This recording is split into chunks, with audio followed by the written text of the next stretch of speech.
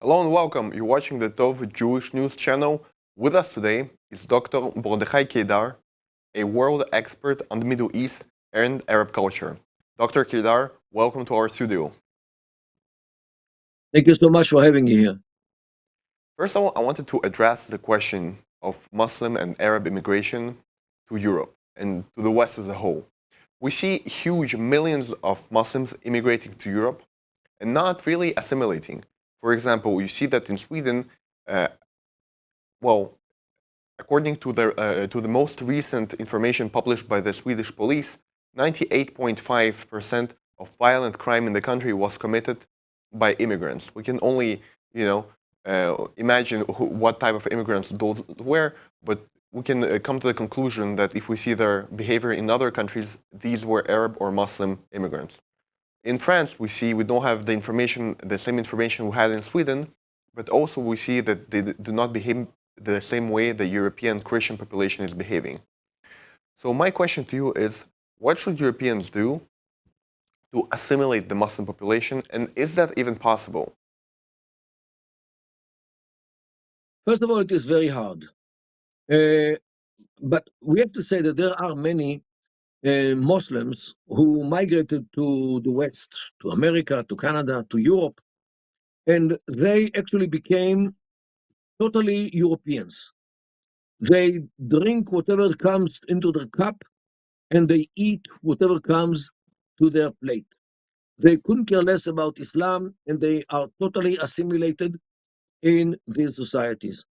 And there are many examples for this. Yet, there are many others, and I would even say the majority, who do not want to become part of the local society, do not want to embrace the values and the norms of the local societies, and they prefer to live in enclaves, which are not only local enclaves, but also cultural enclaves, in order to make sure that their children will get the right education, means Islamic education.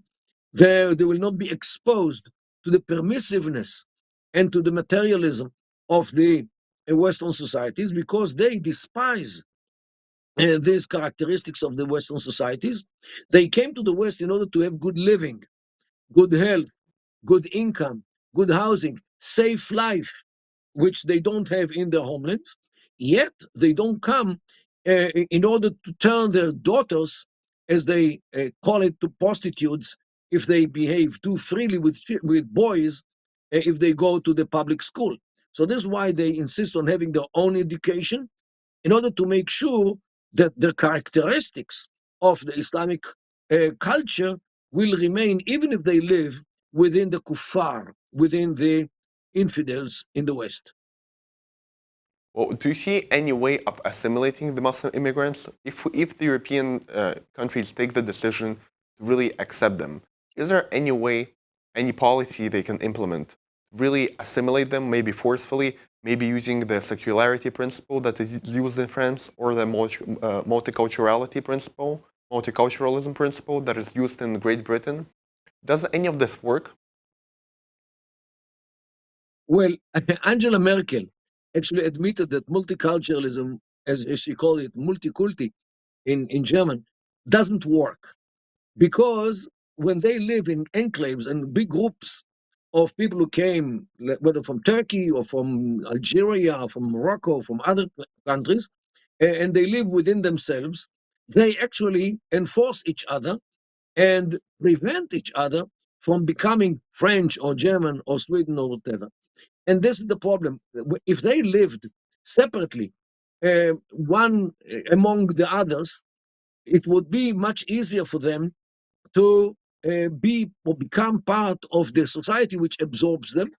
And especially if they keep in schools which actually endure and perpetuate the Islamic education to the next generation and to the coming generations as well.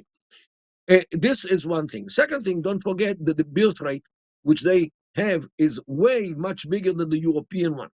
Means it gives them the feeling that within a generation or two generations, they will be the majority. So why should they assimilate into a society which anyway will not survive in 2 or 3 generations. So they have the feeling that the hijrah, means the migration, actually will give them the lands of the European infidels without even one shot. They don't have to shoot anything.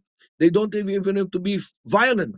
All they have to do is continue with their high birth rate compared to the low birth rate of the Europeans, and to become the majority, which nobody will have to assimilate into something which does not exist anymore. Do the migrants themselves see their immigration as part of a quiet war against the West? Is that really something that is in their mentality, or they just see themselves as immigrants, as economic immigrants, and this is just their behavior? No, they view it as part of the jihad. They call it Jihad al-Hijra, means the jihad of migration, because jihad means the attempt of the Islamic world to become the superior above all the others. This is jihad, is not only by war and terror. Jihad is also by economic means. It also by media, establishing media outlets like Al Jazeera and others who actually wage a media jihad against the West, against the infidels, against the Israelis, against the Jews, against America, against the Westernism as they view it. And there is a jihad al-hijra, means the hijra, the migration jihad, and jihad al-wilada, means a jihad of birth rate. All these forms of jihad are meant to enhance the Islam on the expense of all the others, in order to make sure that when time comes, Islam will rule the whole world through hijra, through the sword, through economic ways like BDS, which is a economic jihad against Israel, and all these kinds of jihad, which are meant all together to make sure that Islam will rule the world literally as they believe. Dr. Qider, would you pinpoint the cause of that behavior to Islam itself or the Arab culture in general, if those two can even be separated? It's not Arab. Arabs are a minority in the Islam. There are many Muslims who are not Arabs. Muslims in Africa, Muslims in Asia, Muslim Eastern Asia, Indonesia. Look, Indonesia itself is almost as big as the whole Arab world, almost. In Indonesia, and you have many more countries which are Islamic, like Malaysia, like Turkmenistan, like Afghanistan, Pakistan. Pakistan is almost 200 million people, and they are not Arabs, they are Muslims. The problem is for the West is from the Islamic migration, whether it comes from Pakistan, as it is like in Britain, or from the Arab world. It doesn't really matter. The Arab culture has also some influence, but the problem for the West is not from the Arab characteristics, but from the Islamic characteristics. So some prominent figures in modern Islam, like if you know Sheikh Imam Tawhidi, they proposed to reform Islam to really get rid of all the problems that come within Islam, right? To kind of assimilate it into the modern culture. If you would be the one making the decisions, how would you reform the religion of Islam, and what would you change to really make it go in hand with the modern world? Well, it is not easy at all. Don't forget that the ideas of Islam are embedded in the Quran, are embedded in the Hadith, in the oral tradition, and these two collections of texts are sacred, are viewed as sacred. You cannot criticize the Prophet, who is, of course, got the Quran as they believe from Allah, and the Hadith is actually what he said, how he related to all kinds of situations, how he reacted to what people told him and asked him, and the Hadith is also viewed as sacred. All these are directed overwhelmingly against the infidels, both the Quran and the Hadith. And since the Europeans are infidels, since they don't believe in Islam, or atheists, uh, you cannot you cannot change it easily. Those Muslims who grew up in moderate societies and non-violent societies, they actually leave everything for Allah to decide. They are not the messengers of Allah. They are not the executioners of Allah. They are not the judges of Allah. They live their life as they can, as they see appropriate according to their education, and they leave the decision to Allah to do with the infidels whatever Allah decides. They are not the representatives of Allah on earth in order to implement what others think. Uh, Unfortunately, there are others who present themselves as the defenders of Islam, supporters of Islam, without whom Islam will not survive. Therefore, they consider themselves as fighters for Islam, whether they are here in the Middle East against Israel, or whether they are in Europe against the infidels of Europe. So, do you think changing the interpretation of text would be a way to go about doing those reforms, or just, as you said, stop trying to enforce the laws of Allah on the world, and trying to implement the Khilafah, the Caliphate, and the Emirate, and all these political concepts of Islam in the world? Look, I would say the most logical thing everywhere to Muslims: mind your own business, leave us alone. We are not your problem, and be very careful, because if you act against us, you will suffer. If you want to pray 5 times a day, it's okay with us. If you want to go to Mecca in a Hajj once a lifetime, it is more than okay with us. Be careful. If you want to pray, if you want to give zakat, means support the needy people. If you want to believe in Allah, or if you want to fast on Ramadan, all these things do not matter. You can do whatever you like within yourselves. Don't do anything against us. If you want to live in the West, you are most welcome, as long as you accept the rules of the West. You cannot come to our countries and rape our girls, or kill our people, or be involved in crime, and as you said in the statistics. If you come in order to work and to be good citizens and good people. If not, out. Look for better place. We are a very bad place for you. If you don't agree that we drink wine or alcoholic beverages, if you don't agree that we eat pork, it's your problem. And stay away from us if you don't like it. Go to other countries in which you can feel much better. Leave us alone.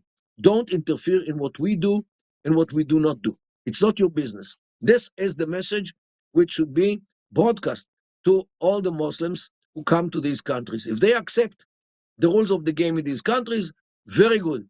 You don't accept, you have go to better places like Algeria, like Libya, like Sudan, like Syria, like Iraq. Everywhere you will feel much better.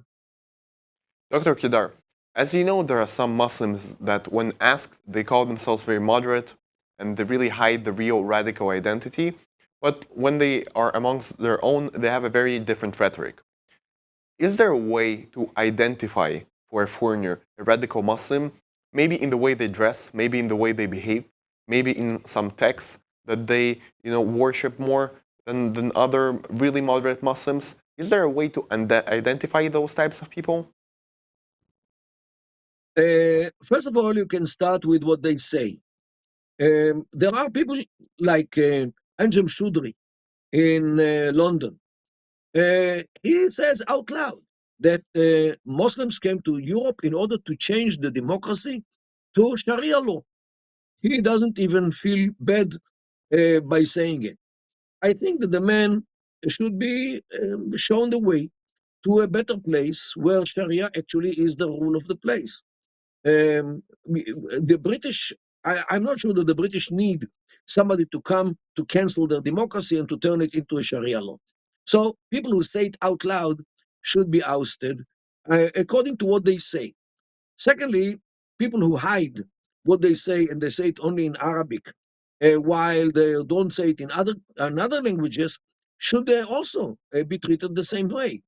Because for this, you need to listen to them, you need to understand what they say, and you have to interpret what they say in the right way, and to take measures according to what they say. If they admit that they don't accept the West, why should they live in the West?